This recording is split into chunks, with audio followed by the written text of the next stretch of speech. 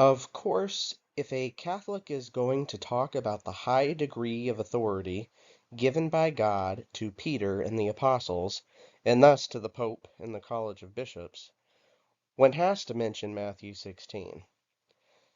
Other Catholic apologists have exhaustively defended Peter being the rock on which Jesus builds his eternal and indefectible church, so I won't repeat those arguments here and now.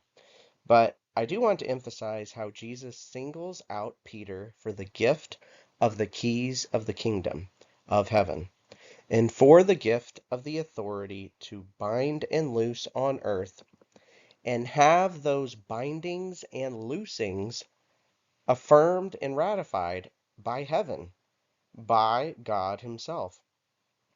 So the degree of authority given in this passage is mind-boggling. Jesus is literally giving Peter the authority of heaven, of God Himself.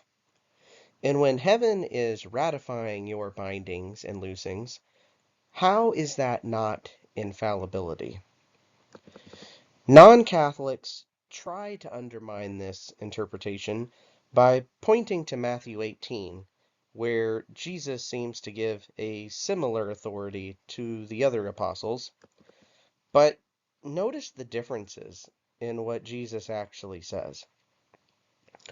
Whereas Peter has the keys and the authority to bind and loose unilaterally with the ratification of God, the other apostles can only exercise such a high degree of authority in concert or council with another apostle or two.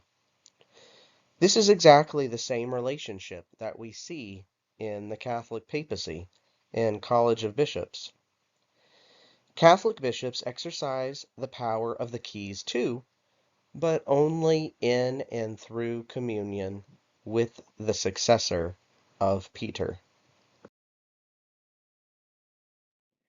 If you're saying to yourself, sure, Tony, I can accept Jesus at his word that he gave Peter the gift or charism to exercise infallibility, but what historical evidence is there that Peter had any successors and that they thought they had the same divine gift?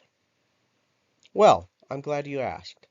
If you haven't already, go check out my video on First Clement and first century papal infallibility and jurisdiction, where I answer those questions. I also answer the most common non-Catholic objections from the primary sources.